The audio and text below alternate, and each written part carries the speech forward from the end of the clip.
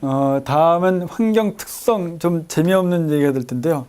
환경이 그렇다면 실질적으로 그렇게 여러 가지로 뭐 제도적인 것, 정의 이렇게 보면 봤는데 그 환경이 어떤 것인지, 어떤 특성을 갖고 있는지 학문적으로나 여러 가지 그 부분에서 봤을 때, 학문적으로 봤을 때 어떤 특성을 갖고 있는지 좀 살펴보도록 할게요. 보시게 되면 여기 환경 특성이 아주 다양하다고 그랬는데 한마디로 진짜 복잡하고 다양해요. 환경이라는 것이. 그러니까 뭐 수학하면은 뭐 숫자적으로만 하고 자연, 과학, 물리 그러게 되면 물리적인 것만 다루면 되고 화학하면 화학적인 것만 다루면 되는데 그렇지 않고 그런 모든 것을 다 복합적으로 가지고 있고, 그러니까 자연과학적인 부분도 있고 인문사회과학적인 부분도 있고 다 포함하고 있는 것이 환경이라 아주 복잡한데 기본적으로 이제 아까 보셨던 그 주체들 봤을 때는 상호 관련성에서 공기, 물, 토양, 동식물, 인간이 서로 이제 상호 관련이 있는 그런 체계를 갖고 있는 것이 바로 환경이고요. 어느 하나가 빠져가지고는 하나의 환경이 제대로 된 환경이 될 수 없어요. 다 관련이 있는 것이 이제 환경이고 그걸 다 고려를 해주면 되는 것이 환경이고, 그다음에 광역성, 즉 공간 이동, 그러니까 제한되어 있잖아요. 공간적으로 어느 한 군데로만 제한되어 있는 것이 아니라 굉장히 넓은 범위에서 이제 물도 그렇고 공기도 그렇고 다 퍼질 수 있잖아요. 대기권 내에서는. 심지어는 대기권뿐만 아니라 대기권 밖으로 나는 우주까지도 이제 이동을 하고 있으니까 최근에 근래 우주선 쏘아올린 게 지금 대기권을 벗어나가지고 뭐 태양계까지 벗어난 그런 상태까지 갔으니까 굉장히 광범위한 그런 공간 이동이 가능한 그런 부분이기 때문에 공간적으로, 때문에 이제 범지구적, 국제적으로도 그렇고 그런 것을 생각해야 되고, 과거에는 이런 부분을 갖다 생각할 때 쉽게 생각해 강을 갖다 생각해요. 강은 지금 우리나라는 대부분 다 우리나라에만 강이 흐르고 있지만 유럽에 가보게 되면 라인강 같은 경우는 여러 나라를 흐르고 있거든요. 도나강도 그렇고. 그래서 한 군데에서 강을 갖다가 오염시키게 되면은 그 영향을 바로 옆에 나라가 받겠습니다.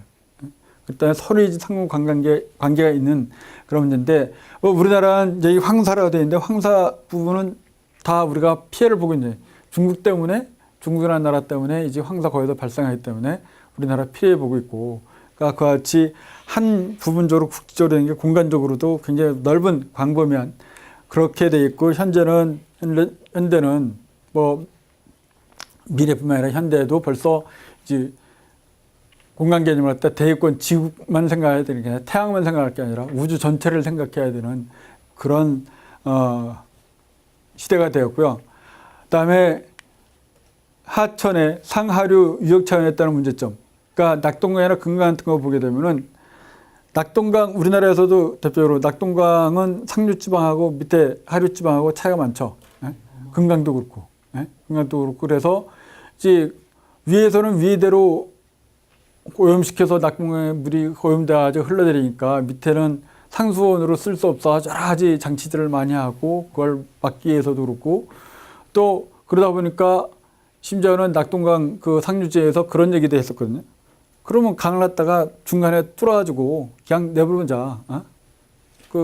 막 밑에 부산 그쪽으로까지 이렇게 가지 않고 중간에 뚫어가지고 남해안으로 보내는 그런 방법도 취하자. 그런 운하 개념이죠. 어떻게 보면 운하 개념.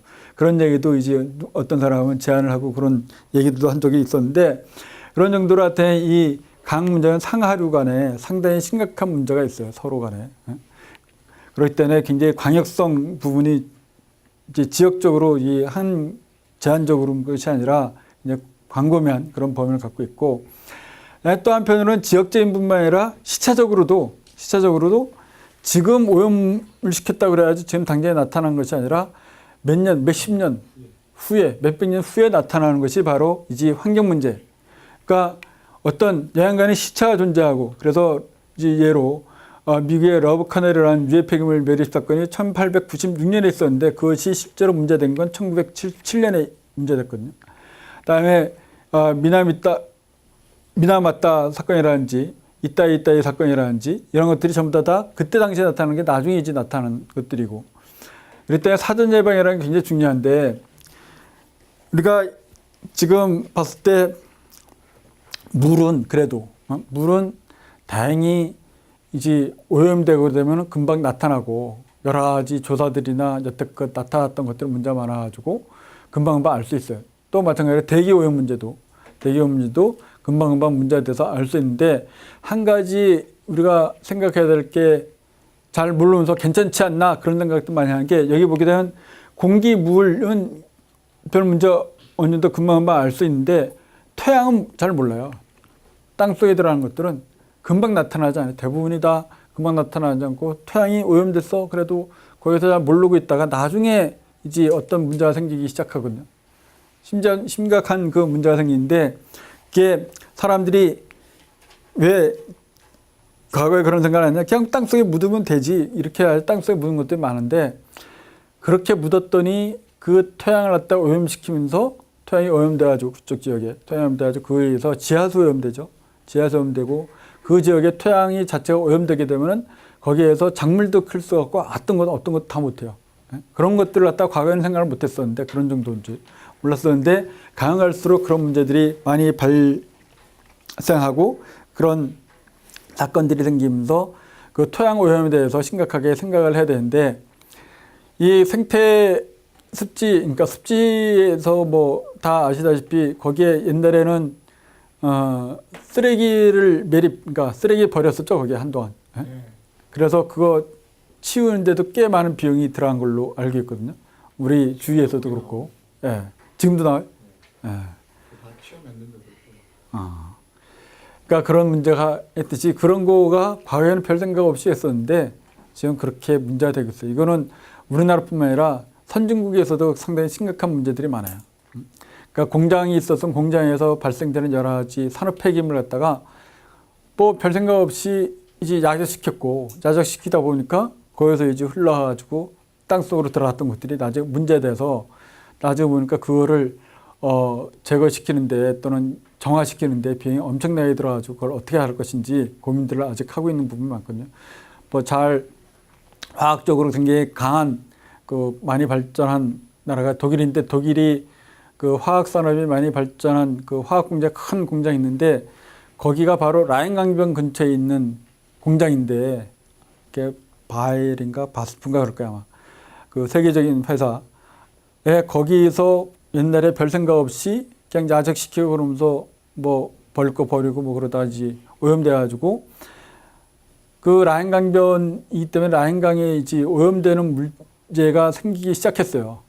그 땅이 오염돼가지고 그래서 그것을 갖다가 정화를 시켜야 되는데 나중에 이제 알고 이제 정화를 시키겠다고 그랬는데 정화시키는 비용이 엄청나게 들어가지고 부분적으로는 정화를 하고 있는 걸로 알고 있는데 아직까지 제대로 다 정화를 못한 걸로 알고 있고요. 그 비용이 엄청나게 들어가지고 뭐 1, 2년에 끝날 작업이 아니라 굉장히 큰 정화를 시킨 뭐 시흥시 정도 되는 지역은 아니지만 그러니까 그래도 그때 이렇게 가서 한번 봤었는데 그 지역을 갯골 정도보다 훨씬 더 큰 지역이 이제 땅들이 오염돼 있다 보더라고요. 전체적으로. 그래서 그 부분을 갖다 이제 정화하는 땅 속으로 이제 오염되는데 그걸 갖다 이제 파내서 안에 있는 걸 갖다 끄집어내서 정화시키고 다시 이제 복원시키고 그래야 되는 게 엄청난 비용이 들어가서 그것을 어떻게 해야 될 것인지를 고민들을 하고 부분적으로는 정화를 하는 작업을 하고 그러고 있는 것 같다가 얘기를 들었었는데 그때 그런 토양 부분은 굉장히 심각해요. 시체적으로도. 그래서 그렇게 한다고 하면서 만들어진 게 난지도를 갖다가 비교적 잘 한다고 했는데 아직 모르죠. 그러니까 아직 그러니까 지금 당장에 그러니까 이게 토양의 어떤 오염주고 뭐 쓰레기 버리고 그런 거가 환경이라는 게 여기도 있듯이 과양성도 있지만 시차성이라는 이 부분 때문에 환경 특성이 시차적인 것 때문에 지금 당장에는 뭐 괜찮을 것 같은데 잘 했으니까 나름대로 잘한다고 했으니까 근데 그게 과연 진짜로 잘 됐는지 그게 유지되고 있을지 나가는 그 부분이 처리관을 했다고는 하지만 그 부분이 어떻게 업무가 처리가 됐는지 그 부분이 항상 조금 그렇죠. 네. 그러니까 지금 기술로서는 완벽하게 한다고 했지만 아닐 수도 있고 또 한편으로는 저는 직접 거기 가서 이제 어떻게 처리되는지 보지 못했지만 그 만드는 사람이 뭐 잘못 만들었을 수도 있고 원래 규정에 따르지 않고. 근데 규정에 따라서 만들었다 할지라도 모르거든요. 그게 지금 당장에는 괜찮은데 나중에 다른 문제가 있을 수 있으니까. 난지도에서 계속 지금 가스가 나오고 있고요. 지금도 계속 나오고, 예, 계속 나오고 있고 그 안에서 뭐 어떤 일단은 괜찮을 걸로는 생각을 하고 있지만 그 부분이 어떻게 될지는 아직 모르죠. 예? 그 부분이 어떻게 될지는. 그러니까 아직까지 더 오랜 시간이 걸려야지 괜찮아지는 거가 뭐 괜찮다 이렇게 얘기할 수 있지 지금 상황으로서는 어느 누구도 뭐 괜찮다 이렇게 하는 얘기 못 할 거예요. 겉으로 표면 보기에는 괜찮은 것처럼 보이지만 속에는 어떻게 변하고 있는지 모르니까요. 높이가 이렇게 있잖아요. 100m 정도 된다고 하던가. 그러면 그 높이가 이제 가스가 계속 나오고 하면서 좀 낮아지나요? 예, 낮아진다고 그러더라고요. 예, 낮아지는 현상이 나타난대요. 예. 계속 가스가 나오니까 그만큼 나오는 만큼 아무래도 밑에 거는 줄어들게 되니까 그럼 내려가야죠. 그러니까 그런 토양과 관련된 문제가 좀 뭐 난지도 얘기하듯이 그런 부분들이 굉장히 쉽게만 판단할 수 없는 부분이에요. 가장 최근에 가장 문제된 건 그런 부분은 그래도 이제 나름대로 계획을 세우고 장치를 하고 설비를 해서 괜찮을 수 있는데 그 구제역 때문에 근래에 막 살처분했잖아요. 네? 그 구제역 때문에 살처분한 거는 그거는 어떤 계획이 있어서 제대로 된 시설이나 뭐 준비를 한 상태에서 한 것이 아니기 때문에 그런 부분들이 아직까지는 나타나고 있지 않지만 방수포를 깔지 않았기 때문에 네. 지금 신출수가 지하수까지 오염이 됐다고. 그러니까 그럴 수 있는 위험성이 굉장히 내포되어 있던 사건이었었군요. 근데 실제로 그거가 더 이제 난지도보다도 그것 때문에 이제 네. 땅의 오염이 더 심각할 수 있을 것 같아요. 네. 그런 부분들은. 그래서 그런 지역인지 나중에 혹시 시흥이 아니라 다른 데 더 좋은 데로 가셨을 때 그 지역을 하는데 그런 지역이 있다 그러면 한번 좀 고려해 보세요. 그 지역에 그런 데 있으면 거기는 어떨까. 특히 자기가 땅을 살려는데 거기가 그런 지역에 있다 그러면 그건 한번 심각하게 생각해 보는 거죠. 요새는 그래도 공장 같은 거 사더라도 이제 사업하시는 분들이 공장을 갖다가 이제 워낙에 수도권에는 대부분 다 인허가 잘 안 나거든요. 그래서 원래 있던 공장을 갖다가 운영하다고 있던 거 뭐 그런 거 갖다가 사서 이제 공장을 차리려고 그러는데 그 공장이 운영되고 있던 거가 어떤 상태였는지 거기에 토양 검사까지 다 해요. 토양 검사까지 해서 별 문제가 없어야지 이제 사고 뭐 그러지 그렇지 않고 그냥 샀다가 실제로 그렇지 않고 그냥 샀다가 이제 손해본 사람들도 있고 파랑 못하고 그 나중에 그 정화를 해야 되거든요. 거기에서 발생되는 뭐 진력을 안에 파도하는데 뭐가 있었다 그런 걸 다 정화해야 되는데 정화하는 작업이 엄청나게 들어가지고 그거 갖다가 건물을 못 짓는 그런 사례들도 있고 그렇기 때문에 그런 조사를 갖다 다 하고 그래요. 그래서 그 같은 시차성이나 그런 부분을 갖다가 이제 가지고 있는 것이 이제 환경이고요. 또한 탄력성, 비가역성적 특성을 가지고 있어요. 즉 자정작용을 할 수 있어서 몇 번 얘기했는데 이제 치유 능력이 자연적인 치유 능력이 있다 그랬는데 그런 능력이 있어야 탄력성이 있는데 한편으로는 어느 정도 병복종을 넘어가게 되면 어느 정점을 넘어가게 되면 그 다음부터는 복원이 안 돼요.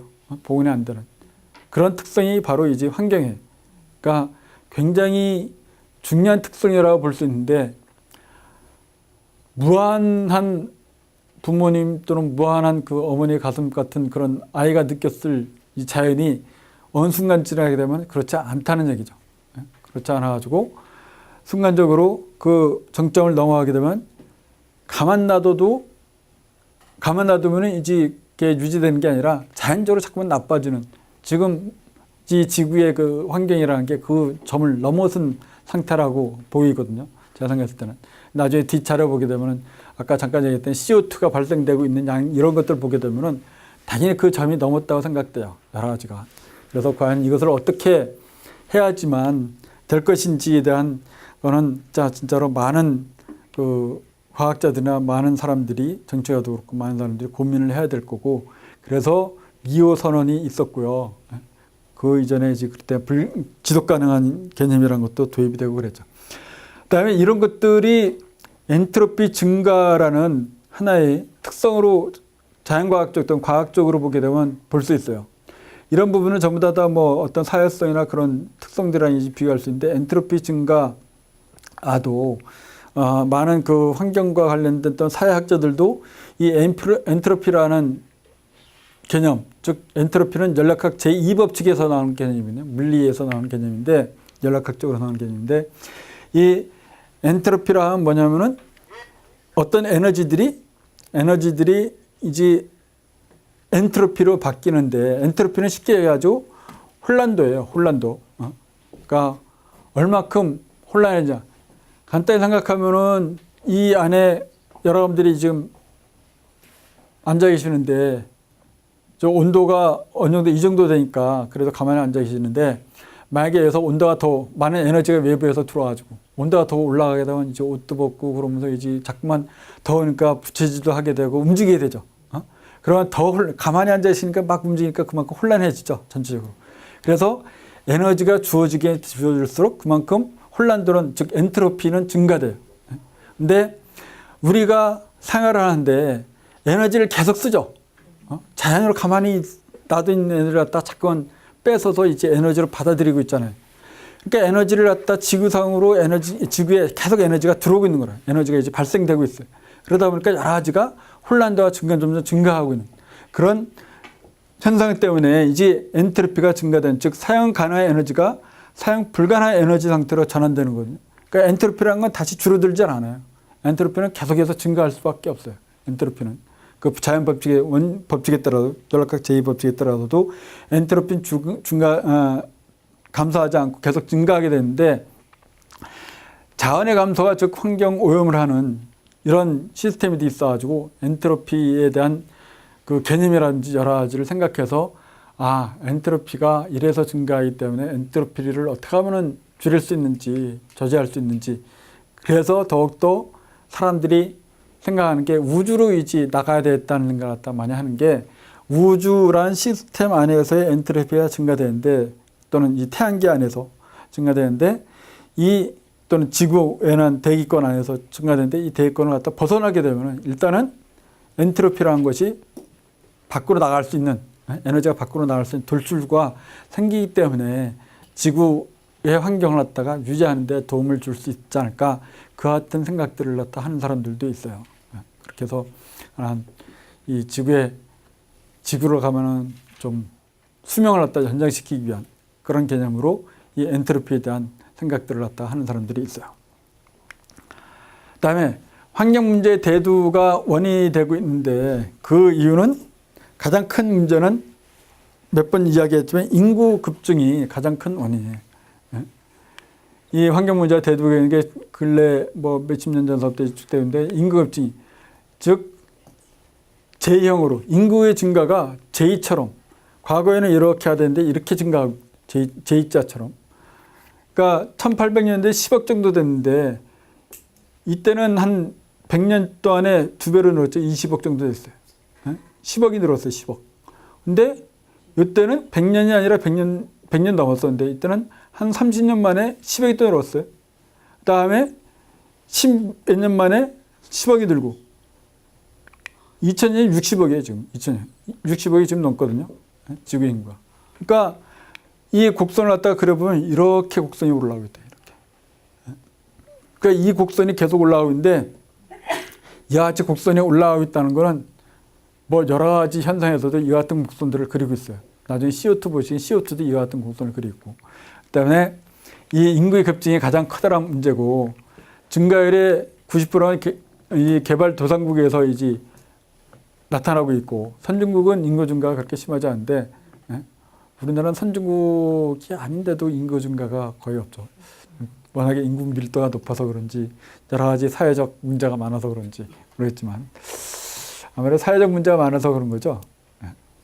사회적으로 그러니까 사회 제도가 그만큼 출산에 대한 제도가 부족하기 때문에 출산이 잘 안 되는 거죠. 인구가 근데 어느 정도는 돼야지만 이게 나라가 계속 성장 동력이 있어서 유지가 될 수 있는데 우리나라처럼 인구 증가율이 낮은 것도 문제가 되죠, 사실은. 그다음에 이제 세계 인구의 75%가 아시아에 주로, 특히 중국 때문에, 중국은 많이 잡혀가지고 그런데 전체로 인도나 아시아 이쪽에 많이 편제돼 있고, 그에 따라서 식량 증상이라든지 주택 공급이 증가되고, 이런 것들이 하나의 가장 큰 원인이 되고, 에 따라서 이제 생산량이나 소비량이 증가되고 있는, 생산하는 것도 많이 해야 되고, 그러니까 자원을 가만히 놔두면 보물이라는 게 그냥 일반적인 자원이 돼가지고 유지되고 있는데, 이걸 계속해서 쓰고 그러니까 워낙에 많이 쓰게 되죠. 점점점 많이 쓰니까 생산을 갖다 그만큼 많이 해야 되고, 생산을 그만큼 많이 해야 되고, 그에 따라서 이제 소비량도 그만큼 또 인구가 증가되니까 많이 늘어나고, 그렇기 때문에 나타나는 여러 가지 문제점들이 있죠. 또한 한편으로는 이제 소비 수준이 증가하면서 나타난 문제도 커요. 우리나라도 뭐 잘 아시겠지만 그와 같이 소비 생활 수준이 올라가면서 여러 가지 나타나는 문제가 있지만, 뭐 대표적으로 중국이 수준이 올라가면서 나타난 현상들이 많죠. 중국이 뭐 한번 기차 한번 하면은 뭐 싹 세계가 다 바뀌듯이 금값도 그렇죠. 또는 심지어는 그 식량 문제도 중국 때문에 문제가 될 수 있다고 그러고, 여러 가지 상황들이 중국에 의해서, 중국의 인구가 몇 억이죠? 15억인가? 20억인가요? 그렇게 인구가 되는 그 몇십억 인구가 의해서 움직이기 때문에 상당히 심각한 영향력을 갖다가 미치고 있으니까요. 그러니까 중국의 그 소비 수준이 올라가는 데 따라서, 대표적으로 그걸 하나 보시면 되겠네요. 우리나라 최근에 나타나는 면세점의 매출액이 급격히 증가했다고 그러죠, 최근에.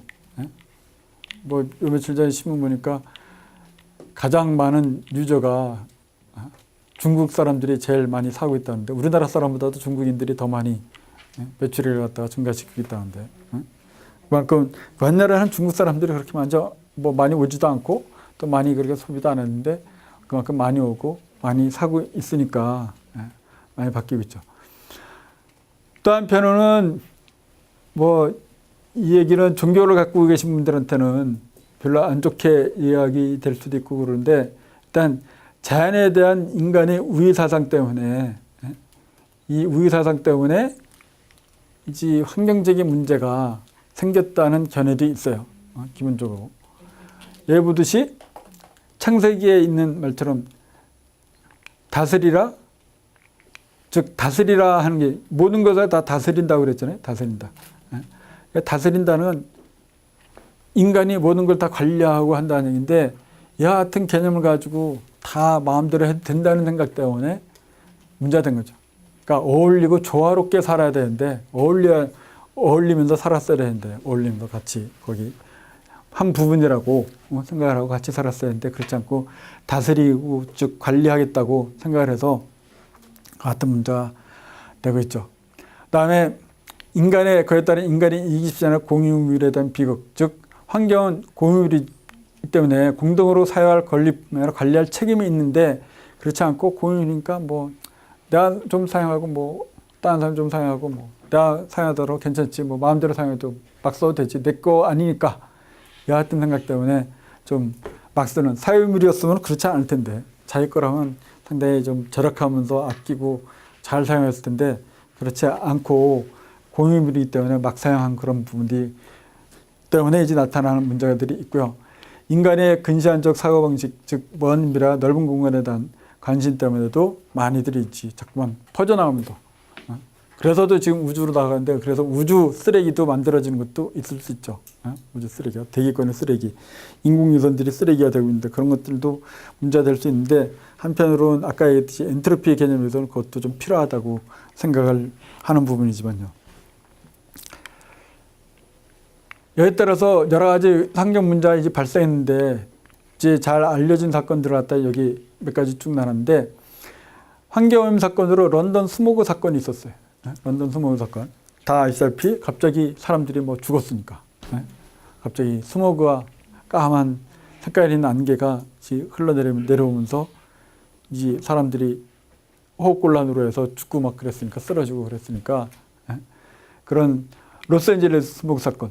스모그에 대한 그 공포심이라든지 사람들이 많이 가지고 있죠. 아직까지. 뭐 여기 계신 분들은 그런 거를 보셨는지 모르겠지만 한때는 시아홍단도 그랬어요. 시아홍단에 제가 시와 그 상기대 온 게 98년에 처음 학교가 만들어지면서 왔는데, 학교가 만들 때 공사를 갖다 막 하면서 옆에서 공사하고 건물 몇 개 완성되면서 이제 학업이 시작되고 수업이 시작되고 그랬는데, 학교가 개교됐는데, 그러니까 그때는 이제 공사가 있었기 때문에 그 학교 안에 한밭집이 있었죠. 공사장. 그래서 점심시간에 뭐 거기서 이제 식사들도 하고 그랬거든요. 근데 아침에 어느 날 아침에 이제 갔는데, 학교 갔는데 학교 그 뭐 전체 일대가 한 키보다 조금 높은 높이인가? 그 정도 된 높이에 안개가 꼈는데, 안개가 주황색이에요. 주황색. 주황색 안개가 꼈었어요. 그러니까 시아홍단이 한때는 그랬어요. 시아홍단이. 안개가 끼던가 그러게 되면 색깔이 있는 안개가 꼈었어요. 진도 산업이 있을 때쯤이죠. 네, 네, 그렇죠. 눈이 왔는데 분홍색 눈이 깔리고. 네. 그러니까 한때 그랬었는데 지금은 그런 현상이 없어졌으니까 지금 많이 좋아진 거죠. 그때 비하면. 뭐 시화호도 그렇고, 시화호도 뭐 지금 많이 좋아진 거고. 많이 좋아졌어요. 그때 비하면. 그래서 그때 당시에는 교수들이 얘기하면서, 야, 여기 이거 잘못 온 것 같다. 다들. 여기서 이거 계속 오래 못 가는 거 아니냐. 10년 못 가고 이제 그만둬야 되는 거 아닌가. 그러니까 몸적으로 이상이 있어서 못하는 거 아니냐. 이런 얘기들 갖다 하고 그랬었는데, 다행히 그다음부터 이제 계속 좋아지면서 여러 가지로 좋아지면서 그런 문제는 더 이상 나타나지 않더라고요. 그때 걱정 많이 했어요, 다들. 그런 색깔을 진짜로 눈에 그렇게 보이는데, 안개가 주황색으로 보이는데, 안개가 이렇게 될 수 있구나, 그런 생각 갖다 처음 봤으니까. 여기도 그랬어요. 그 다음에, 그러니까 사람들이 이제 여러 가지 환경선에 대한 걸 갖다 하기 시작했는데, 그거가 이와 같은 사건들이 있으면서, 여러 가지 사건들, 환경 관련 사건들이 있으면서 하기 시작해서 1972년에 113개국 정상들이 모여서 스톡홀름에서 일단 있었고요. 다음에 이제 유엔 환경기구가 이제 그러면서 만들어졌고, 이제 유나이티드 네이션 인바이러먼트 프로그램이라는 또는 인바이러먼트 오르가니제이션이라는 UNEO라는 이런 환경기구가 만들어졌고요. 그래서 여러 가지를 갖다 여기서 이제 중심적으로 환경 문제에 대해서 다루기 시작했어요. UNEO에서. 또한 1982년에 케냐 나이로비에서 이제 UNEP 본부가 거의 현장에서 세계 자연 현장을 갖다가 제정을 했고, 그러면서 이 지속 가능한 발전, 지속 가능한 개발, 이런 서스테이너블 디벨롭먼트라는 용어가 나오기 시작했는데, 그와 같은 지속 가능한 발전이라는 말은 실질적으로는 1972년에, 그러니까 오래 안 됐죠. 지금부터 한 40년 전? 네. 40년 전에 이제 처음으로 사용을 한 말인데, 로마 클럽의 제1차 보고서 성장의 한계에서 지속 가능한 발전이라는 용어를 사용하기 시작했어요. 이 성장의 한계라는 그 보고서에서 이 로마 클럽은 뭐냐면은, 그러니까 선진국이 되든지 또는 사회적으로 어느 정도 위에 올라가면 올라갈수록 여러 가지 사회에 공헌할 수 있는 그런 일들을 해야 된다는 걸 갖다가 많이 생각을 해야 되는데, 이 유럽에 있는 이 사람도 그 같은 생각을 했기 때문에 그렇겠죠. 1968년에 이 사람은 로마 클럽이라는 건 1968년에 이탈리아 사업가가 이제 아우펠리오 페치에라는 이 사람이 제창을 해가지고 지구의 유한성이라는 문제의식을 가지고서 유럽의 경영자, 과학자, 교육자 이런 사람들을 다 초청했어요. 모여가지고 회의를 가지면서 이때 로마 클럽이라는 걸 이제 이름이 그래서 이제 로마로 초청해서 로마에서 했기 때문에 이제 로마 클럽이라는 이름 붙었고, 그래서 천연자원의 고갈이라든지 환경오염 등 여하튼 인류 문제를 타개하기 위한 모색 경고 조언을 갖다가 하는 것을 갖다 목적으로 해서 회의를 했고, 그래서 그거에 대한 회의의 결과물이 이제 1972년 성장의 한계라는 보고서를 발표했어요. 즉 제로 성장의 실현을 갖다 주장하면서 성장을 하지 말아야 된다. 더 이상 계속 성장하게 되면 지구가 멸망하기 때문에, 그러면서 이제 성장의 한계라는 말을 들으면서 거기에서 지속 가능한 발전이라는 용어를 갖다 처음으로 사용을 했어요.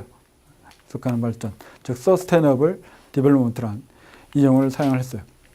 그래서 이제 1980년에 이때만 해도 이 용어를 갖다가 주목하지 않았어요. 이때만 해도. 근데 1972년에서 한참 지나 1980년에 국제자연보호연합이라든지 국제연합환경계획이라든지 세계자연보호기금 이런 데서 공동으로 제약한 세계환경보전전략에서 여기서 이제 그 지속가능한 사회, 지속가능한 생활 이 단어를 쓰면서 이때부터 지속가능한 즉 서스테너블 이러한 그 단어에 대해서 사람들이 인식을 갖다 다시 하기 시작했고, 그 다음부터 지속가능에 대해서 그러니까 용어를 여러 방면에 사용을 하기 시작했어요. 그러니까 지속가능한 말을 자체는 지금은 이제 어느 정도 개념들을 가지고 그 말 뜻 그대로 생각하지만 거기에 많은 백그라운드에 여러 가지 의미가 담겨 있다는 것 같다. 많은 사람들이 모르고 처음에는 받아들였었고 그대로 사용을 했었죠. 그러면서 이제 지속가능한 발전에 대해서 이제 1987년에 환경과 개발에 관한 세계위원회에서 발표한 우리 미래라는 데서도 이제 보고서에서 공식화하면서 그 지속가능한 개념에 대해서 즉 환경적으로 건전하고 지속가능한 개발이라는 개념을 갖다 확립을 했거든요. 그러니까 처음에 1972년에 나오고 80년에 사용하고 그러고 나서 87년에 약 한 15년이 지난 다음에야 보다 더 정확한 개념을 갖다 도입하게 됐고, 그러고 실질적으로는 많은 세계적으로 알려진 거는 이 92년에 리우선언이라고 했죠. 리우선언. 그래서 최근에 이제 2012년에는 리우 플러스 20 그래가지고 20길에서 다시 그쪽 브라질 쪽에서 저 소경욱 국장이 최근에 작년에 거기 갔다 온 걸로 알고 있는데, 거기에서 처음으로 이제 의제 20이라는 걸 개발하면서 발표하면서 지속가능한 개발과 실천에 대한 구체적으로 서술해서 이제 지속가능한 말을 갖다가 많이 쓰고 있죠. 그러니까 지금 제가 의제 여기 시흥 맑고 푸른 시흥 이제 공동대표로 있지만 이게 그냥 탄생된 게 아니라 사실은 그러니까 이때 92년에 여하튼 선언이 있었기 때문에 이게 세계 정상들이 많은 나라의 국가 원수들이 이제 정상들이 모여서 회의를 했는데, 여기서 앞으로 지구가 지속 가능하게 유지되고 즉 지속적으로 발전하고 지속적으로 발전하기 위해서는 여하튼 실천 어떻게 해야 되겠다 하는 의제를 갖다가 정했고, 이에 따라서 각 나라들이 이런 기구들을 갖다 만들기 시작했어요. 그래서 이 의제는 우리나라만 있는 것이 아니라 대부분의 나라에 다 많은 나라에 있고, 실제로 어떻게 보면은 NGO가 아니고 NGO와 정부와 중간 그 개념의 그런 기구라고 보시면 될 거예요. 실질적으로. 그래서 다른 나라에서들도 다 의제 활동을 다 하고 있어요. 의제 활동을 다 하고 있고, 우리나라도 시흥에만 있는 게 아니라 시흥 있고, 그 다음에 이제 각 지자체 다 있고요. 그러니까 시흥도 있고, 광역시에서는 구청, 구에도 있고, 그 다음에 그 위에 광역시, 그러니까 도에도 있고, 광역시에도 있고요. 그 다음에 정부 전체를 통괄하는 국가의제도 있어요. 도의제 있고, 또는 시의제 있고, 그러니까 광역시 의제 있고, 또 그냥 이 시 단위의 의제도 있고. 그래서 의제가 하나의 조직이 돼 있어서 전체를 활동하고 있어서 각 지역마다, 각 도마다 또는 각 국가마다 그 같은 활동을 하고, 국가들은 국가들끼리 또 회의를 갖다 또 하는 그 같은 시스템으로 돼 있어요.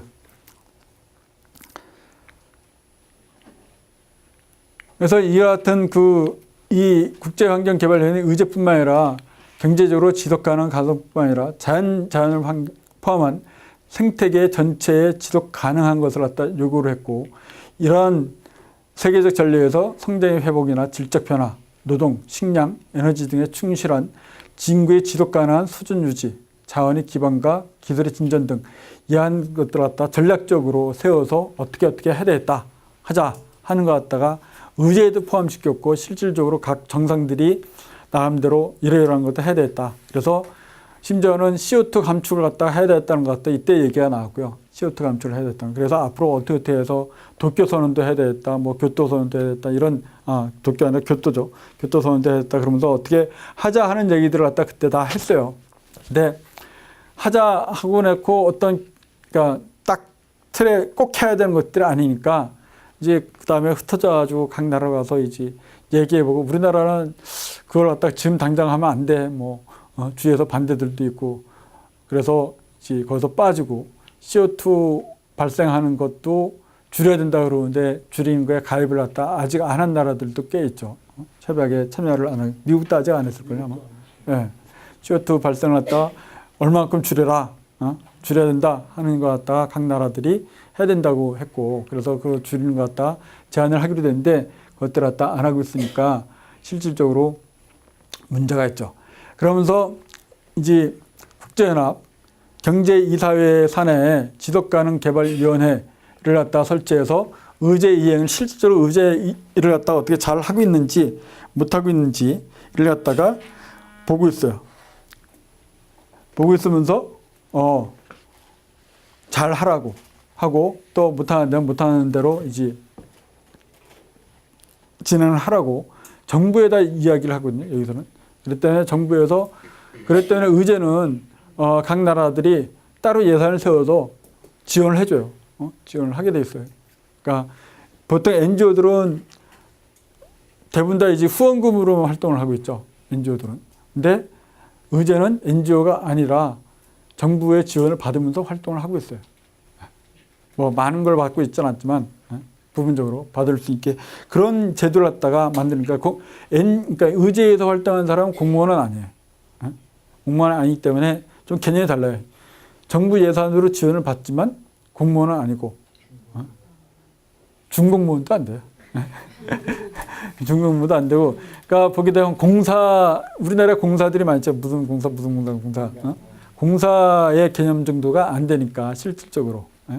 공사는 여러 가지 그 제도적으로나, 그래서 거의 중공무원에 가깝다고 봐도 되는데, 근데 그거보다 좀 다른 계통이니까, 그때 활동 예산은 지원을 해주고 있어요. 활동 예산만. 그리고 어느 정도 인건비도 보조를 해주고 있고. 그래서 좀 일반 NGO하고는 좀 다른 개념의 기관이라고 할까? 그러니까 활동단체라고 보시면 될 거예요. 그래서 정부의 영향을 좀 받기도 하고, 또한 정부의, 그러니까 NGO의, 의제의 역할이 실제로는 여러 시민들과 시민단체들의 의견을 종합해서, 또는 시민단체는 시민들이 직접적으로 얘기를 했거든요. 그걸 갖다가 관련해서 정부와의 코디네이터, 그러니까 연결 역할을 해주는, 그와 같은 역할을 해주고 실천도 직접적으로 같이 하는 그런 단체가 되는 게 가장 이상적이에요. 정부는 정부대로 바로, 요새는 트러블이 있으면 정부와 시민이 같이 이제 이해관계를 갖다 주장하고 서로 그렇게 되면은 잘 해결이 안 되잖아요. 서로의 이익만 따지게 되기 때문에. 그래서 그것을 갖다 조절해주고 조정해주는 그런 역할을 갖다가 할 수 있어야 되는데, 아직까지 의제가 그만큼의 역할은 못하고 있죠. 저도 보게 되면은 그렇게 하려고 그러는데 그게 잘 안 되더라고요.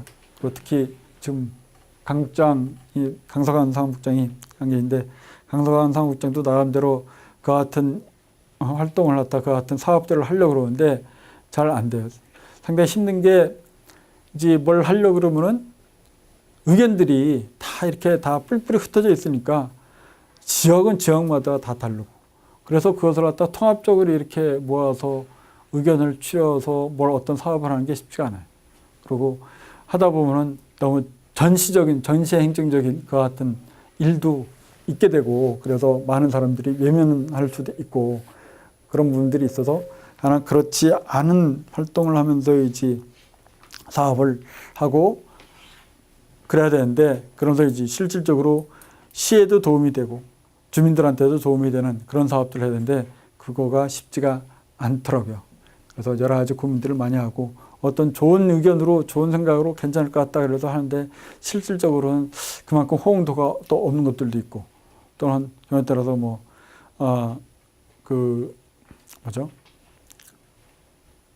전시행정적인 그렇게 되는 경우도 있고 그러니까 한 가지 예를 들어 가지고 지금 의제에서 하고 있는 중에 공단 각북이 그래서 공단을 녹화하는 그런 사업을 갖다가 진행하고 있는데 실천 사업을 갖다가 진행하고 있는 게 있는데 그 부분이 나름대로는 잘 이제 구성이 됐다고 생각을 하고 진행하는데 아무래도 그걸 진행하면서 이제 시도 참여를 하고 그러니까 회사에서는 시에서 참여하게 되면 일단적으로 좀 부담스럽게 느껴지고 또 어떤 불이익을 당하지 않을까 그래서 참여를 하게 된다고요. 그러니까 자발적이지 않아요. 자발적이 아무래도 자발적이지 않아가지고 그걸 행사를 하게 되면은 하는 사람이 자발적으로 나와서 이제 뭘 해야 되는데 그렇게 잘 안 되는 부분들이 있는 것 같더라고요. 그리고 또 이 실제로 하면서 그게 어느 한 부분을 갖다가 이제 많은 사람들이 같이 해야 되니까 효과가 나니까 어느 한 장소를 택하다 보니까 그 장소를 택하면 그 주위에 있던 그쪽인 사람들은 좋아하는데 좀 떨어진 데서 이제 가입한 사람들은 거의 우리랑 상관없는데 가가지고 그거 하게 되니까 별로 안 좋아하고 그 같은 일들이 또는 그런 불만들이 이제 생기게 되더라고요. 그래서 그거 하는 것도 쉬운 게 아니구나 그런 생각을 갖다가 좋은 취지에서 그렇게 시작을 했는데 그거 쉽지가 않구나 그런 생각을 갖다 하고 있어요.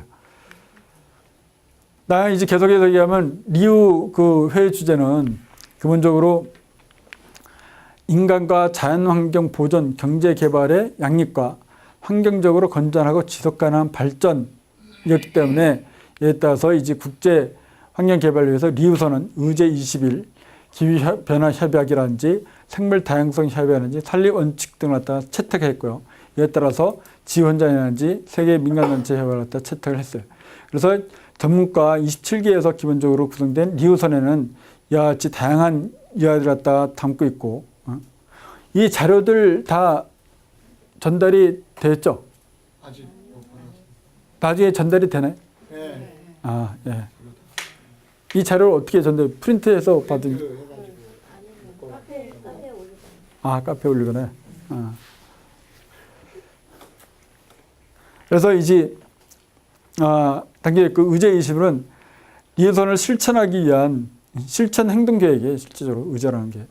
이 같은 것들 갖다 리우선을 갖다가 자연 행동 계획을 해서 생태계 파괴라든지 빈곤 퇴치, 폐기물 문제 등의 문제를 갖다 해결하고 각국 정부에서 민간 단체의 역할, 법, 제도 정비, 기술 이전 및 재정 지원을 갖다 소설한 그 같은 개념으로 되는 것이 바로 이제 그 리우 회의에서 기본적으로 나왔던 예들이고 리우 선언이고 그 다음에 의제 21의 개념이에요. 이 같은 그 리우 선언이 이루어지게 된 배경에는 기본적으로 에너지 위기라는 부분이 한 부분이 있었어요. 에너지 위기.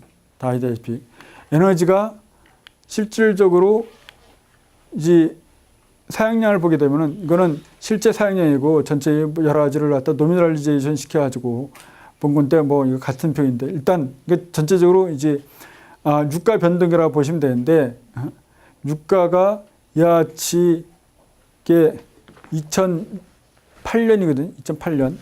2008년까지 되는 자료인데 이와 같은 변동이 있었어요. 이게 1차 오일 쇼크가 있었던 때고 이와 같은 변동이 있어서 에너지 쪽으로 여러 가지 문제가 있다. 즉 에너지 쪽으로 문제 있다는 거는 에너지에 문제 있으면은 사람들이 금방 생활 못 해요. 지금 시스템에서. 옛날에는 별 문제가 없었지만 지금은 에너지 공급이 안 되게 되면 못 해요. 전에 한번 겪어보셨죠? 작년인가요? 블랙다운 됐을 때. 또는 요새 올해도 이제 여름에 에너지적으로 전기적으로 문제가 있다고 그러면서 사용량을 갖다 줄여야 된다고 막 그러니까 상당히 불편한 생활을 갖다 많이 했잖아요. 특히 공무원들은 더 했을 텐데 뭐 전혀 에어컨을 못 틀게 했으니까 에어컨 못 틀었죠? 틀었나요? 그래도 몰래 틀었나? 어쨌든 어쨌든 근데 그만큼 심각했고 앞으로도 뭐 당분간 계속 심각할 거예요. 당분간 심각할 텐데 그 같은 에너지 위기에 대해서 야 이렇게 위기가 오고 있다. 그러니까 그게 아까 얘기 나왔었지만 에너지를 생산하는 에너지를 만드는 것보다도 사실은 문제되는 게 소비하는 사용량이 많아서 그래요. 사용량이. 과거에는 사용량이 그렇게 많지 않았는데 지금 굉장히 많거든요. 특히 전기의 사용량이 많아요. 그 원인이 뭐라고 생각해요? 전기 사용량이 왜 많다고 생각하세요? 대체 연료가 부족하고 옛날에는 나무나 이런 것들을 많이 베어다가 연료로 화석연료를 썼지만은 지금 그거를 환경 때문에 나무를 베지 못하게 하고 대체 연료가 부족하니까 전기를 많이 사용하는 것이죠. 그리고 계속 우리가 쓰고 있는 생활건들이 전부 다 전기를 사용할 수 있는 그런 것들을 만들어지니까 과학이 발달하니까 자꾸 전기를 더 쓰게 되는 것이죠. 근데 왜 전기를 갖다가 전기로 사용할 수 있는 걸 많이 만들었을까요? 전기를 사용하게끔 만들어 놨기 때문에 그렇게 법을 시스템을. 환전의 가격 정책에도 문제가 있을지. 네. 지금 말씀하신 건, 그러니까 아까 말씀하신 것처럼 전체적으로 이 자원상이나 여러 가지 사용량이 많이 늘어난 것도 있지만 특히 우리나라는 어떻게 보면 뭐 미스랄까 뭐 좋은 거 있을 수 있는데 좀 조절을 했어야 되는데 잘못했던 게 지금 가격 정책에 커다란 문제가 있었어요. 가격 정책. 예.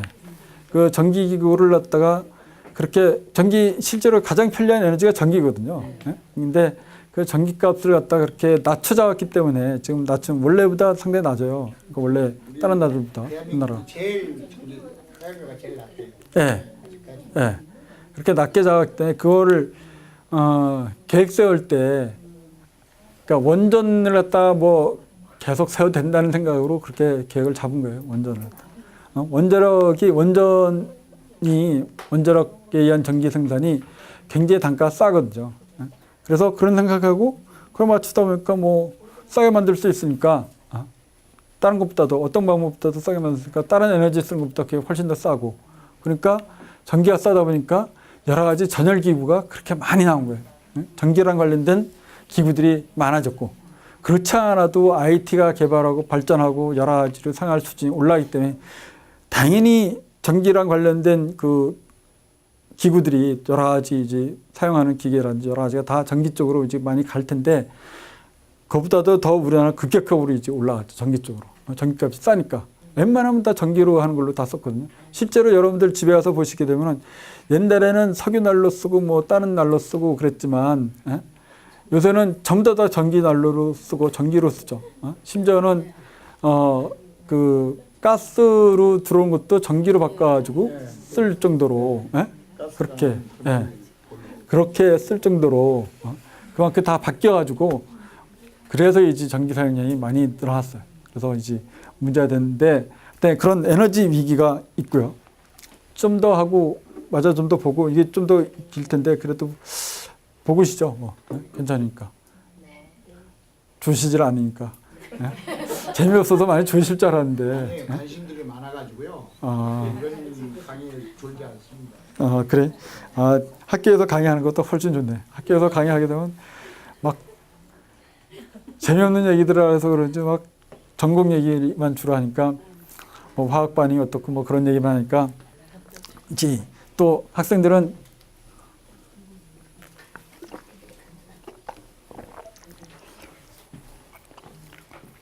시험 있고 그래서 공부를 많이 해서도 있지만 또는 뭐 전날에 이제 술 한 잔 마시면서 늦게까지 잠을 안 잤다든지 그런 학생들도 종종 있고 그래가지고 강의하다 보면 강의 시간에 좋은 학생들이 있어요.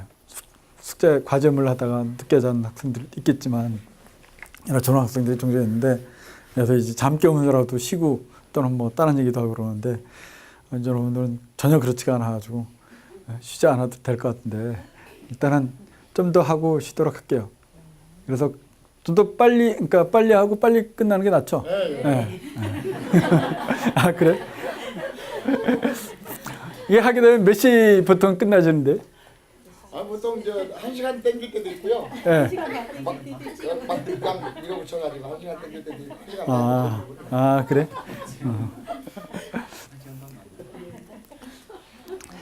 그 에너지 사용에서 그러니까 GDP 증가율하고 이제 오일 생산 증가율이 이런 관계에 있어서 GDP는 계속 증가를 했는데 생산량이 이렇게 감소되는 그런 문제 때문에도 가격이 올라갔어요. 사실은. 그러니까 사용량도 증가했지만 생산량도 그만큼 안 돼가지고 GDP가 이렇게 올라가고 있는데 이제 사용량, 그러니까 생산량이 이렇게 줄어들어서 가격이 올라간 것도 있고요. 또한 그와 같은 거에는 기본적으로 석유 고갈 시대에 대한 그 여러 가지 조사한 바에 따르면 나름대로 생각하는 게 지금 이렇게 이제 석유 사용량은 갈 거라고 생각되는데 실제로 여러 가지 보면 이렇게 꺾어지고 있거든요. 고갈 시대가 그래서 온다고들 생각을 하고 있는 거예요. 정말 사용을 갖다 하고는 있어요. 저희 보기에는 몇 년 전에 2020년이라고 잡혀 있는데 이렇게 줄어들 거라고 그래야지 된다고 생각을 하고 있어요. 원래는 이렇게까지 사용을 하면 좋은데 우리의 추세는 이렇게 가야 되는데 나오는 거나 여러 가지가 그렇게 안 가고 이렇게 꺾어진다고 이제 생각을 하고 있어요. 그러니까 크죠, 상당히. 그리고 실질적으로 그 같은 문제가 에너지 위기뿐만 아니라 기후의 변화에도 해수 온도도 변화가 되고 있는데 이런 자료들은 많이 보셨을 걸 생각했는데 보게 되면 동해안에 평균 수온 변화가 있어서 실질적으로 70년서부터 2000년에 한 1도 정도 바뀌었거든요. 이게 1도 바뀐 거 굉장히 큰, 근데 바뀌었고 아까 말씀드린 제2자로 인구가 변화했다고 그랬는데 실제로 이게 이산화탄소의 농도가 이렇게 증가하고 있으니까 이게 최근에 이제 요 부분인데 요 부분이 1800년에서 2000년 사이 그러니까 산업혁명이 이루어진다면서부터 CO2의 증가량이 이렇게 증가하고 있다. 그러니까 이게 과거에는 이렇게 갔는데 이렇게 갔으니까 뭐 엄청나죠 이거. 이렇게 엄청났으니까 이게 꺾어지지 않을 거라고 생각돼요. 이게 꺾어질 수 없죠 도저히. 그러니까 이걸 꺾어줘야 되는데 이렇게 꺾어지면 좀 낮아질 텐데 이게 꺾어지지 않을 거라고 생각되고 따라서 기후 변화가 이제 계속 있기 때문에 뭐 북극도 그렇고 여러 가지 이제 문제가 되는 것들에 대한 자료가 있어요. 그리고 이런 기후 변화가 있게 되면은 지금 여기 보시게 되면 물 생태계 식품 해안 보건길에서 지금 온도가 1도 올라가게 되면 어떻게 되는지에 대한 자료들을 그러니까 정리한 자료가 있어서 보여준 거예요. 여기 보게 되면 뭐 얼마큼 살 수 있고 그런 것들이 나와 있는데 작아서 잘 안 보이는데 생물 요 정도 되게 되면은 1도 올라가면 생물종의 최대 30%가 멸종 위기에 이제 노출되는 게 이때서부터 일어나고요. 그다음에 육지 생물권에서 한 15%가 뭐 멸망할 때 이때는 45% 정도가 죽게 되고, 그러니까 3도 여기까지는 별로 없지만 3도 정도만 올라가게 되면 여러 가지로 멸종한 것들이 많이 생성될 수가 있어요. 실질적으로 식품에서 문제 있고 해안도 지금 온도 올라감에 따라서 투발루라는 섬이 없어진다고 그러죠.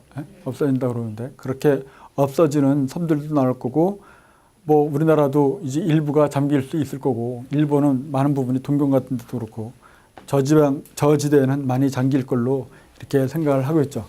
그 같은 문제가 기후변화에 의해서 나타난 게 상당히 큰 문제가 되기 때문에 그 리우 선언이 이루어졌고 리우 플러스 20도 그래서 이제 이루어진 거예요.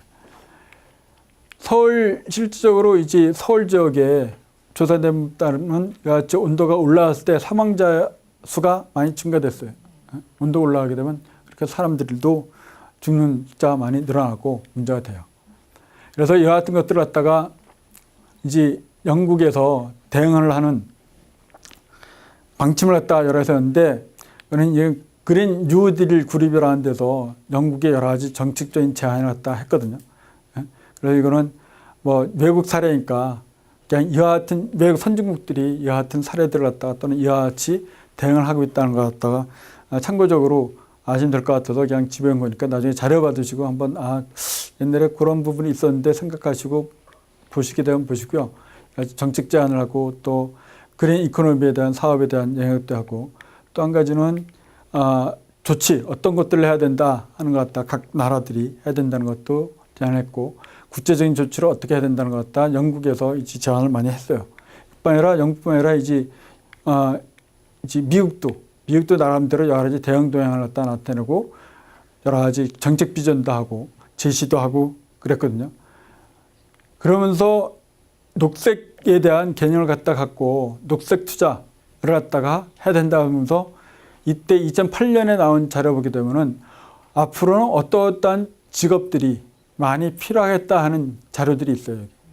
그래서 여기 보시게 되면 건물을 갖다 개선하는데 들어가는 건물 구조가 이제 많이 바뀔 수가 있어요. 지금보다 건물 구조가 많이 바뀔 수 있다. 건물 쪽에 이제 들어간 거라든지 또는 대중교통 철도 운송하는 데도 방법이 바뀔 수가 있다고 생각을 하고 있어요. 많은 부분이 에너지 쪽으로 절약되고 그런 쪽으로 가기 위해서 또한 이제 송배전 시스템을 갖다 지능형 송배전 시스템을 갖다 지금 하고 있어요.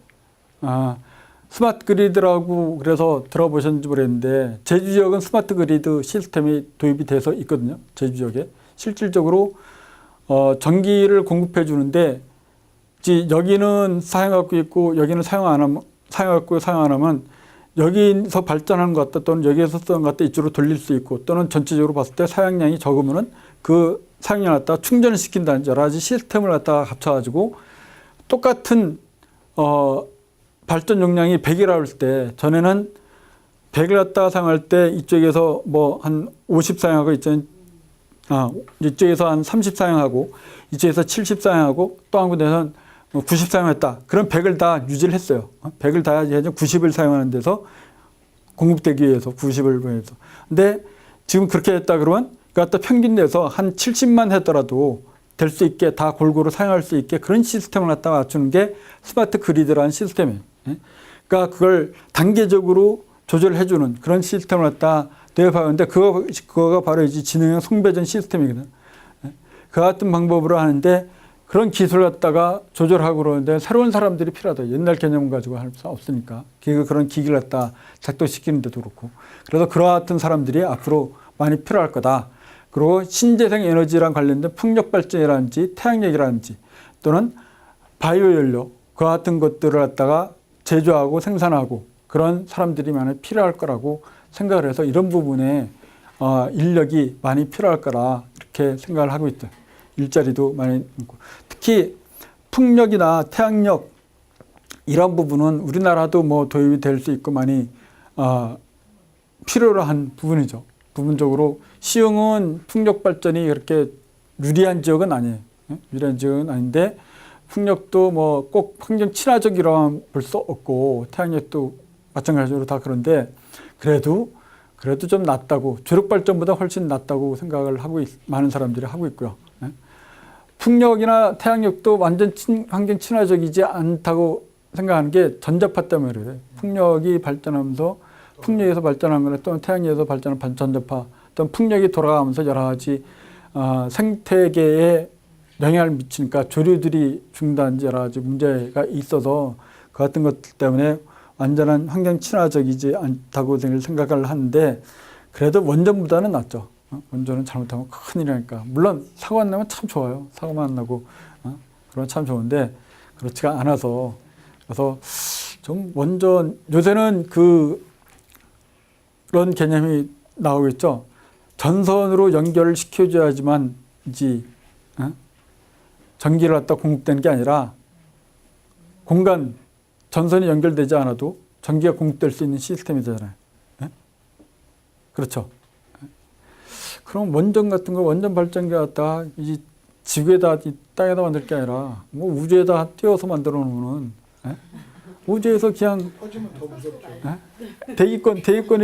대기권에서 이제 막으니까 대기권 밖으로 나가니까. 폐기물 문제도 심각하고 보관 문제, 보관 문제 이런 게 더 심각해요. 지금 우리나라 터진다 안 터진다 문제가 아니라 그 핵쓰레기를 어떻게 10만 년, 20만 년, 100만 년 어떻게 보관할 것인가.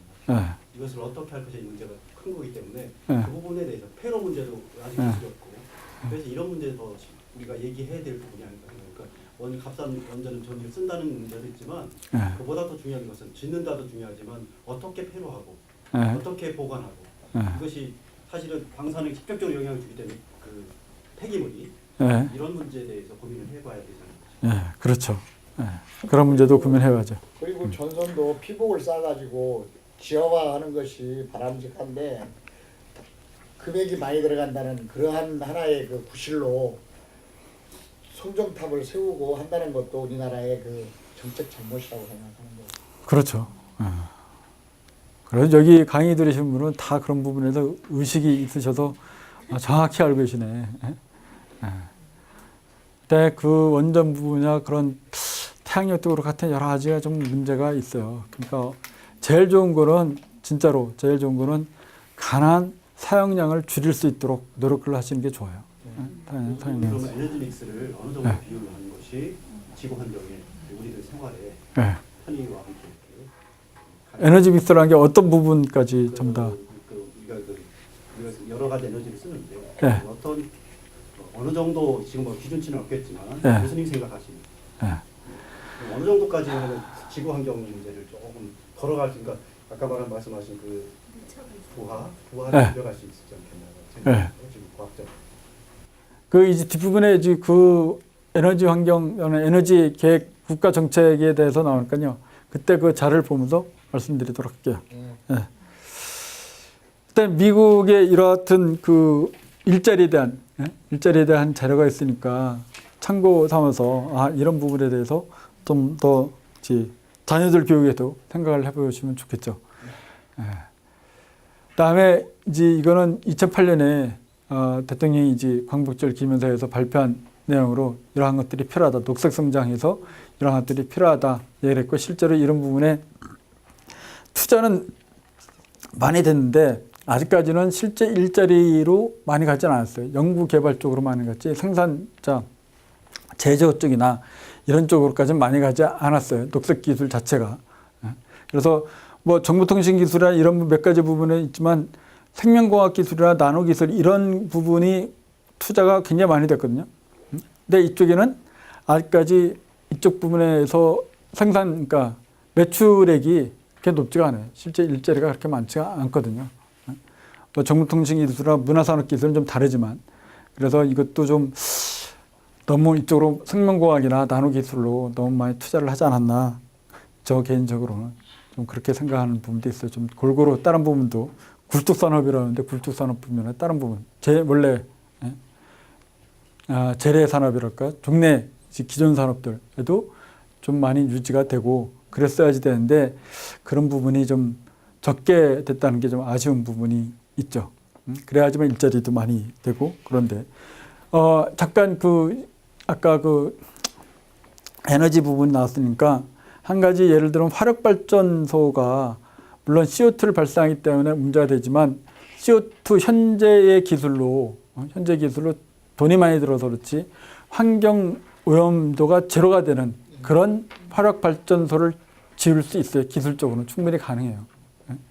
충분히 가능하고 그런 열병합 발전소들도 가능하고 그랬기 때문에 그런 부분에도 좀 더 신경을 써서 투자를 하고 그랬으면은 지금처럼 에너지 때문에 문제되는 거 좀 줄어들지 않았을까 그런 생각을 하거든요. 그다음에 국내 대응 우리나라에서 그렇다면 이런 걸 생각했을 때 어떻게 생각을 하고 있는지 에너지 저소비 저탄소 사회 구현을 위해서 제1차 국가 에너지 기본계획을 2008년에 세웠는데 이와 같이 증가되어 있고 수요 관리를 강화해서 이렇게 줄여야 되겠다. 실제는 에너지 2006년이죠. 2006년 기준은 원래 이렇게 해야 될 텐데 아무래도 줄어들 거고 여러 가지로 줄어들 거고 그런데 그것보다 더 줄이겠다 하는 걸 갖다 2008년에 세웠고요. 이렇게 세워서 관리를 갖다 하겠다 하고 있고 최근에 이제 발표된 게 좀 달라졌죠. 그러면서 에너지를 갖다가 탈화석 에너지로 가겠다. 적정 에너지 믹스로 가서 이와 같이 여기 보게 되면 원자력 부분이 있는데 원자력 부분을 갖다 굉장히 많이 세웠어요. 이때 당시에. 이게 가장 큰 문제가 된다고 생각되는데, 그다음에 이제 신재생 에너지가 조금 증가되는 걸로 나왔고, 석유 뭐 그대로 가고 줄어들었죠. LNG, 석탄 이런 부분인데, 사실은 제 생각으로는 이 부분을, 지금 신재생 에너지는 여러 가지 경제성이나 그래서 쉽지 않기 때문에 이걸 갖다 가난 경제성이 되는 만큼 더 늘리고, 원자로 갖다 가난 유지하든지 줄인 쪽으로 갔어야 되고, 유지하는 줄인 쪽으로 갔어야 되고, 이런 부분은 좀 늘렸어도 돼요. 이런 부분. 비용이 많이 들지만 좀 늘렸어야 돼요. 석탄, LNG 또는 석유 이런 부분에서 어느 정도 커버를 하면서 그러니까 비용이 많이 들었지, 더 늘렸어야 되지 않나. 그리고 신재생에너지 많이 커버하고 그랬어야 되지 않나. 그런 생각하는데, 그렇지 않은 계획을 갖다 2008년에 세웠었고, 그래서 이 정책에 따라서 유지하다 보니까 원전을 갖다 그렇게 많이 짓고 있는 거예요. 근데 그게 문제가 되는 거죠. 그러니까 이 부분이 안 된다는, 그러니까 환경적으로 문제가 안 된다는 게, 발생되는 대기 오염 물질이 딴 건 다 없이 단지 발생하는 게 CO2만 발생할 수 있거든요. CO2는 전량 다 잡을 수가 있어요. CO2로 잡으면 뭐가 되냐면 드라이 아이스 있죠. 드라이 아이스로 잡아서 환원시키고 다른 용도로 쓸 수가 있어요. CO2 가지고 이제 다른 걸로 환원시킬 수 있거든요. 물론 비용이 많이 들지만 CO2 자체를 갖다가 이제 다른 화학물질로 바꿔줄 수가 있으니까 여러 가지 용도로 바꿔줄 수 있어서 그같이 쓸 수가 있는데, 그런 설비까지 하게 된 비용이 많이 드니까 원료보다 많이 들거든요. 그러다 보니까 이쪽을 갖다 등한히 하고 이쪽을 갖다 줄이는 쪽으로 가고 있는 거죠. 되게 좀 잘못된 것 같아요. 제 생각으로는. 2030년 신재생 에너지를 11%로 증가시키겠다고 그랬는데 11%가 아니라 이거보다 더 많이 증가시켰으면 하는 것이 제 바람인데, 일단은 2008년에 우리나라에서 이 정도로 하겠다고 11%까지 한다고 이야기를 하고 있고요. 이제 에너지 자립 및 에너지 복지 실현으로 2008년 생각보면 해외 자원 개발을 갖다 확대해서 여러 가지 해외에 더 많이 자원을 갖다 들어오겠다 같은 계획을 갖다 2008년에 세워서 그렇게 나아가고 있고, 또한 이제 국내 기후변화 대책에 따라서 이산화탄소 배출량 갖다 장기적으로 증명했을 때 원래 이렇게 가는데 여러 가지 대책을 세워서 해서 이렇게 줄이겠다, 이렇게 줄이겠다고 하고 이야기를 하고 있죠. 이렇게 줄이겠다 2008년에 이제 세워놨어요. 그다음에 최근에 2014년 온실가스 에너지 목표 관리제라는 것들 도입해서 중기 2020년에 국가 온실가스 감축을 위한 핵심 수단으로 다배출호초에 대한 그 온실가스 에너지 목표 관리제를 갖다 시행하기 시작했거든요. 그래서 여러 가지 다양한 회사에서 업체로부터 나오는 것 같다가 사업장으로부터 나오는 것 같다가 여하시대인데 이걸 갖다 이만큼을 하고 2020년 이렇게 해서 가능한 줄이는 방향으로 가겠다고 관리업체를 갖다 지정고시해서 관리를 하고 있죠, 정부에서. 또한 그 관리업체의 국가 온실 배출 현황을 보게 되면 계속적으로 증가하고 있어요. 계속 증가하고 있는데 그걸 갖다 줄이겠다고 하는 자료들 갖다가 정부에서 관리를 하고는 있어요. 관리를. 업종별로도 지금 예산을 하기를 야치하면서 여기 보게 되면 이게 전기전자 부분인데 전기전자 부분에서 많은 양을 갖다 줄이겠다고 하고 있고, 또한 반도체 부분도 그렇고 자동차 부분도 이런 부분에서 많이 줄이겠다고 하고 있죠. 발전 에너지 부분도 있는데 그런데 다른 부분들은 그렇게 많이 줄이지 못하고 여기 보게 되면 자가용 부분, 그러니까 교통수단이라든지 상업, 가정, 공급권 이런 데서도 많이 줄이겠다고 하고 있어요. 그래서 전체적으로 한 30% 정도, 이게 30% 정도 되죠. 30% 정도, 여기 30% 정도 여하튼 양을 갖다가 온실가스 발생량을 갖다가 우리나라에서 2020년까지는 줄이겠다고 그렇게 계획을 갖다가 세우고 있어요. 여러 가지 수단으로 감축기술, 여하튼 여러 가지 기술들 갖다 도입해서 또한 유지 관리하면서 선진 감축기술, 여하튼 기술들 갖다가 도입해서 개발해가지고 줄이겠다고 이렇게 국가적으로 정부적에서는 세워서 진행을 하고 있습니다. 저탄소 에너지 기술 도입 전망으로 IEA에서 나온 걸로 보게 되면 2010년에 2030년 사이에 지금 여하튼 용도로 또는 사용되고 있다고 이제 보고 있는데 2030년이나 2050년에는 이렇게 좀 변화된 예를 들어서 이제 그 전기전자 인더스트리에서 한 19% 정도가 발생되는데 전기전자 부분을 갖다가 12% 정도로 발생량을 갖다 줄이는, 실제로 여기 나온 양은 CO2가 발생되는 게 185기가톤이거든요. 근데 이때는 649기가톤만큼 나오니까 뭐 많이 증가되죠. 그렇지만 줄이는 방향으로 가야 되겠다 하면서 여러 가지를 갖다가 이제 다른 방향으로 하면서 이제 생각을 해서 이렇게 줄이겠다 하는 것 갖다가 줄이는 거 아니죠. 이제 관리를 갖다가 저렇게 하겠다. 그런 계획을 갖다가 또는 앞으로 예상들을 하고 있어요. 아까 말씀드렸던 로마 클럽에 대한 자료를 갖다가 뒤에 좀 더 보실 수 있게 집어했으니까 나중에 이제 교재로 받으시면은 로마 클럽이 실제로 어떤 건지 한번 보시면은 될 것 같아서 이제 집어온 거니까요. 참고하시면 될 거고요. 이와 같은 것들이 있었다 하는 걸. 생명도시 시흥